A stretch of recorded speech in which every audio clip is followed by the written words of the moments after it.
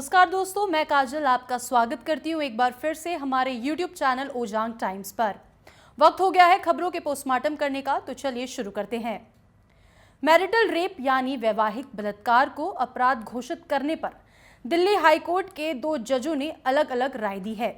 एक जज ने पति की तरफ से पत्नी के साथ जबरन संबंध बनाने को अपराध माना है, जबकि दूसरे जज ने कहा है कि कानून में इसे बलात्कार के दायरे से बाहर माना गया है, इसे बदलने की जरूरत नहीं है। दोनों जज इस बात पर सहमत थे कि इस मसले पर सुप्रीम कोर्ट में सुनवाई होनी चाहिए।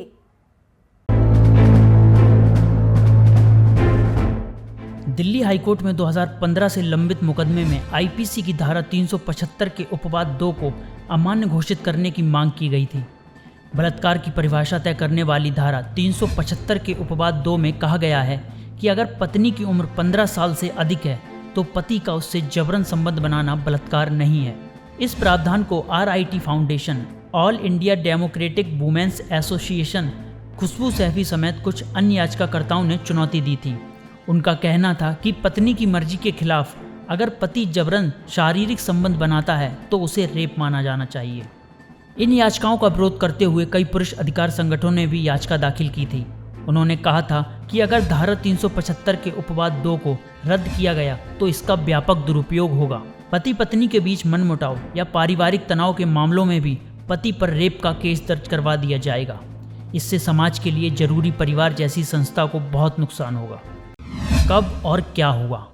सन 1860 भारतीय दंड संहिता लागू होने के दौरान मैरिटल रेप को उपवाद की श्रेणी में डाला गया था, बशर्ते महिला की उम्र 10 साल से ऊपर हो।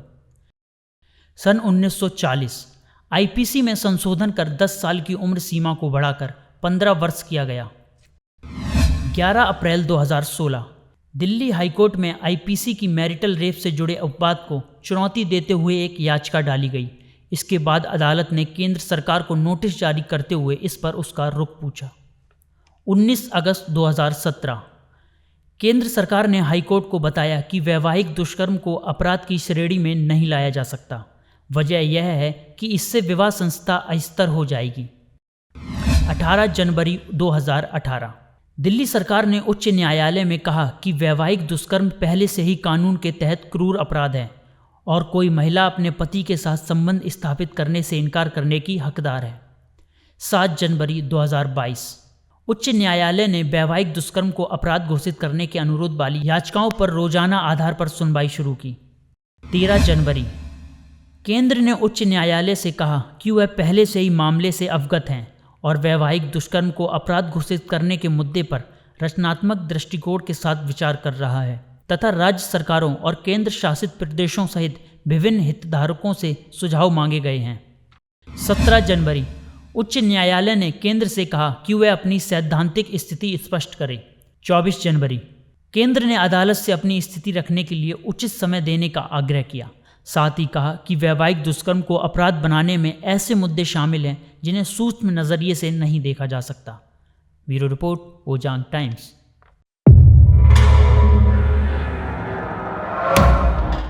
खबरों के पोस्टमार्टम में अब खबर उस पत्रकार की जिसने न जाने कितनी सारी खबरें दिखाई जो हमारे सोच से दूर दूर तक थी, लेकिन कुछ जालिमों ने उस पत्रकार को मौत के घाट उतार दिया।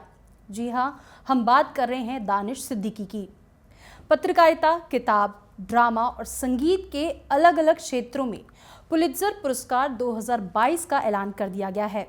दिवंगत फोटो पत्रकार दानिश सिद्दीकी समेत 4 भारतीयों को फीचर फोटोग्राफी श्रेणी में प्रतिष्ठित पुलित्जर पुरस्कार 2022 से सम्मानित किया गया। राइटर्स के दिवंगत दानिश सिद्दीकी को ये अवार्ड मरणोपरांत दिया गया है।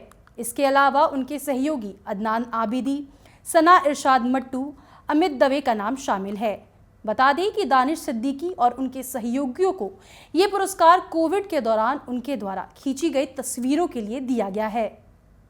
38 वर्षीय दानिश सिद्दीकी पिछले साल जुलाई में अफगानिस्तान में तालिबान की सत्ता पर कब्जा करने के दौरान संघर्ष में कवरेज के दौरान गोली लगने से मारे गए थे। तब दानिश सिद्दीकी अफगानिस्तान में ड्यूटी पर थे। ये दूसरी बार है जब सिद्दीकी ने पुलित्जर पुरस्कार जीता है। रोहिंग्या संकट की कवरेज के लिए राइटर्स टीम के हिस्से के रूप में उन्हें 2018 में इस प्रतिष्ठित पुरस्कार से सम्मानित किया गया था। उन्होंने अफगानिस्तान संघर्ष, हांगकांग विरोध और एशिया, मध्य पूर्व और यूरोप की अन्य प्रमुख घटनाओं को व्यापक रूप से कवर किया था। बता दें कि पुलित्जर पुरस्कार पत्रकारिता के क्षेत्र में अमेरिका का सबसे बड़ा पुरस्कार माना जाता है। इसकी शुरुआत 1917 से हुई थी। रूस के हमले से तबाह यूक्रेन के पत्रकारों को साल 2022 के पुलित्जर पुरस्कार विशेष पत्र से सम्मानित किया गया है। पत्रकारिता के टॉप सम्मानित ज्यूरी ने कैपिटल पर 6 जनवरी को हुए हमले, अफगानिस्तान से वापसी और फ्लोरिडा में सर्फ साइट कॉन्डोमिनियम के ढहने के दौरान कवरेज को भी मान्यता दी है। पुलित्जर पुरस्कार अमेरिका में समाचार पत्र, पत्रिका, ऑनलाइन पत्रकारिता, साहित्य और संगीत रचना में उपलब्धियों के लिए एक पुरस्कार है।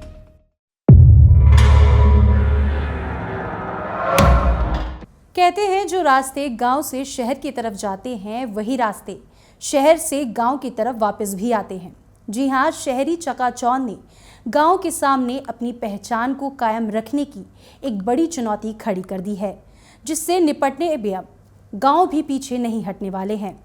गांव की अपनी पहचान और खासियत ही उनकी मजबूत ताकत बनेगी और केंद्र सरकार ने इसके लिए हाथ बढ़ाते हुए एक बड़ी पहल भी की है, जिससे देश भर के सभी गांव की उनकी अनूठी पहचान को विश्व पटल जाना और पहचाना जा सकेगा।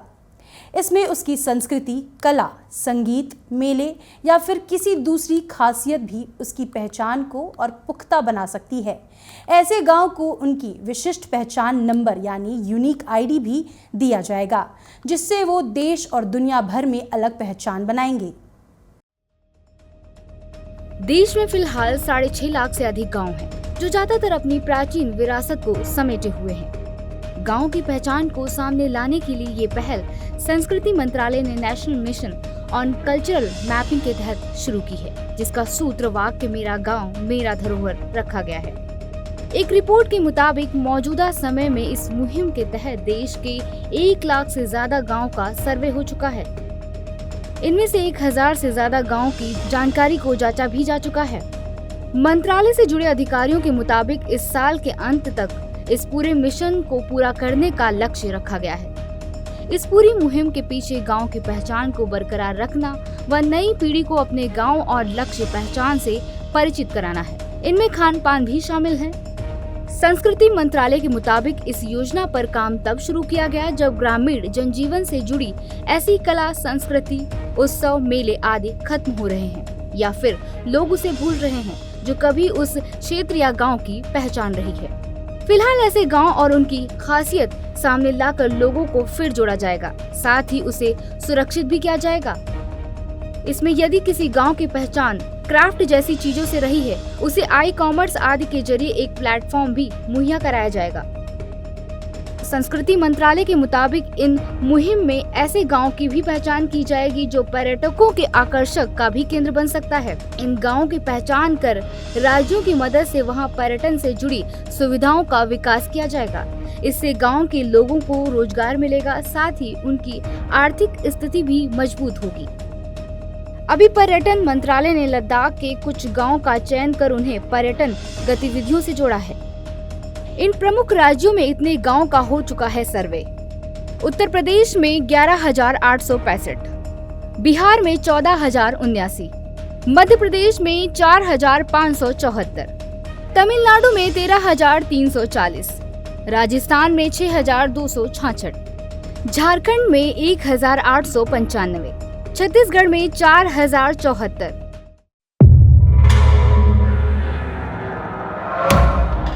खबरों के पोस्टमार्टम में अब रुक करेंगे अगली खबर की ओर। कुछ दिनों पहले गोपाला ऐप की शुरुआत करते वक्त प्रधानमंत्री नरेंद्र मोदी ने पशु आधार नंबर का जिक्र किया। उन्होंने इसके दौरान कहा कि इस ऐप में पशु आधार डालने का काम पूरा हो जाएगा, तो इससे जानवरों के बारे में सभी जानकारियां आसानी से हासिल की जा सकेंगी। पशुओं को खरीदना और बेचना आसान हो जाएगा। ऐसे में आइए जानते हैं कि आखिर पशु आधार क्या है। इंसानों की तरह जानवर भी ईश्वर के बनाए हुए जीव हैं। जानवरों का इंसान की भांति प्राकृतिक संसाधनों पर एक जितना अधिकार है, किंतु ये बहुत दुख की बात है कि इंसान जानवरों के साथ निर्दयतापूर्ण व्यवहार कर इंसान जानवरों को मारकर वैज्ञानिक प्रयोग करता है। जानवर जहां हमारे दूध दही से लेकर वजन ढोने का काम करता है, हम इस बात पर ध्यान क्यों नहीं रखते कि उसमें भी जान है। जानवरों और पक्षियों को खुद के मनोरंजन के लिए पिंजरे में बंद करके रखते हैं। लोगों को ये समझना चाहिए कि जानवरों में भी जीवन होता है, वो भी इंसानों की तरह महसूस करता है। उन्हें भी आज़ादी से रहने और जीने का अधिकार है। जब इंसान उन पर अत्याचार करते हैं तो वो उस प्रकार से प्रतिक्रिया देते हैं जैसे मनुष्य। उनकी भी कुछ शारीरिक जरूरतें होती हैं जिसको वो पूर्ण करना चाहते हैं। इंसान को जानवरों का धन्यवाद करना चाहिए कि जो उसके लिए इतना कुछ करता है। लोगों को सभी जानवरों के प्रति दया रखनी चाहिए, वैसे ही जैसे वो अपने जानवरों के प्रति रखते हैं। लोग अपने कुत्ते और बिल्लियों को बहुत प्यार करते हैं, उनको नहलाते हैं, सही समय पर खाना खिलाते हैं। वो उनके रहने की जगह को साफ करते हैं, उनको आराम प्रदान करने का प्रयास करते हैं। जब कभी उनके पालतू जानवर बीमार पड़ते हैं तो उन्हें जानवरों के अस्पताल लेकर जाते हैं। लोगों को दूसरे जानवरों के प्रति भी ऐसा व्यवहार करना चाहिए। लोगों को मांस नहीं खाना चाहिए। लोगों को अपने मजे और मनोरंजन के लिए जानवरों का शिकार नहीं करना चाहिए। अक्सर आपने देखा होगा कि जब गाय दूध देना बंद कर देती है तो लोग उसे खुला छोड़ देते हैं और फिर वो जानवर बाहर इधर उधर सड़कों पर भटकते रहते हैं, जिस कारण बहुत से एक्सीडेंट भी होते हैं और इससे इंसान को तो चोट पहुंचती है, साथ ही साथ कई बार जानवर भी बुरी तरह से घायल हो जाते हैं। जहां इन सभी बातों को ध्यान में रखते हुए इन दिनों प्रधानमंत्री नरेंद्र मोदी ने ई गोपाला ऐप की शुरुआत पशु के आधार कार्ड बनाने का प्रस्ताव रखा है। गौरतलब है कि भारत में पशुधन के जरिए किसानों की आमदनी डबल की जाएगी। केंद्रीय पशुपालन विभाग के अनुसार अगले 1.5 साल में लगभग 50 करोड़ से अधिक मवेशियों को उनके मालिक, उनकी नस्ल एवं उत्पादकता का पता लगाने के लिए डिजिटल प्लेटफॉर्म पर यूनिक आईडी दी जाएगी। इसके लिए मवेशियों के कान में 8 ग्राम के वजन वाला पीला टैग लगाया जाएगा। इसी टैग पर 12 अंकों का आधार नंबर लिखा होगा। पशुओं की टैगिंग ही उनका पशु आधार कार्ड है। अब देश भर की हर गाय और भैंस के लिए यूनिक आइडेंटिफिकेशन नंबर जारी होगा।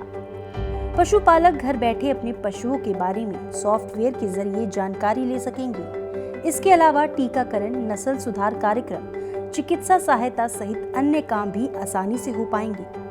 कुछ दिनों पहले ई गोपाला ऐप की शुरुआत करते वक्त प्रधानमंत्री नरेंद्र मोदी ने पशु आधार नंबर का जिक्र किया। उन्होंने इस दौरान कहा, इस ऐप में पशु आधार डालने का काम पूरा हो जाएगा तो इससे जानवरों के बारे में सभी जानकारियां आसानी से हासिल की जा सकेंगी। पशुओं को खरीदना और बेचना और भी आसान हो जाएगा। Bureau report, Ujam times.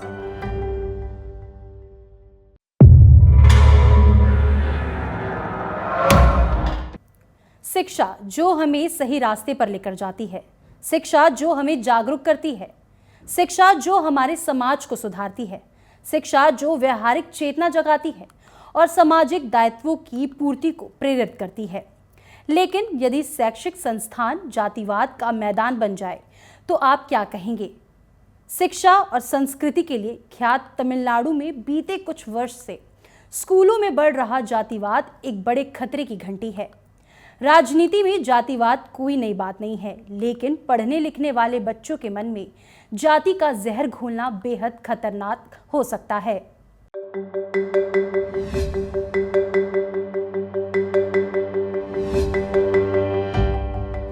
School अध्ययन अध्यापन का पवित्र स्थल होते हैं, लेकिन तमिलनाडु में कुछ स्कूलों में जातीय विद्वेष और हिंसा बढ़ रही है। खासकर राज्य के दक्षिणी क्षेत्र से शहरी व ग्रामीण क्षेत्रों में सरकारी स्कूलों में यह अधिक देखा जा रहा है। इस माह के आरंभ में ही थिरुनेलवेली के एक स्कूल में जातीय हिंसा को लेकर एक छात्र की हत्या कर दी गई। हत्यारोपित भी उसी स्कूल के छात्र हैं। ऐसा पहली बार नहीं हुआ है। कुछ समय पहले कुडलोर जिले के कट्टुपलायम के सरकारी स्कूल में छात्र जाति के नाम पर हिंसा में उलझ गए थे। 2019 के अक्टूबर माह में एक ही सप्ताह में जाति को लेकर 3 घटनाएं हुई थी।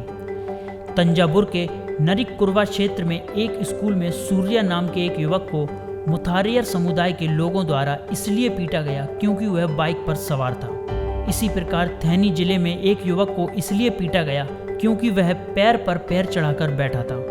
ऐसी अन्य घटनाएं भी हैं जिनसे पता चलता है कि जातिवाद का गहरे पैठ बना चुका जहर कितना खतरनाक हो चुका है। स्कूलों में बढ़ता जातिवाद इसे और हवा दे रहा है। Bureau report, Ojang times. केवल तमिलनाडु ही नहीं, देश के कई अन्य राज्यों में राजनीति के लिए जातिवाद एक अहम बिंदु बन चुका है। जातियों के आधार पर मतदान होता है। उम्मीदवार अपनी जीत का अनुमान इसी आधार पर तय करते हैं। लेकिन तमिलनाडु इन सबसे थोड़ा अलग है। मुद्दे काफी हावी रहे। धारणा ये रही कि जो दल जातीय समीकरणों से बेहतर सामंजस्य बैठा लगा, उसका रास्ता सत्ता तक आसान रहेगा। दोस्तों, फिलहाल के लिए आज के लिए खबरों के पोस्टमार्टम में सिर्फ इतना ही।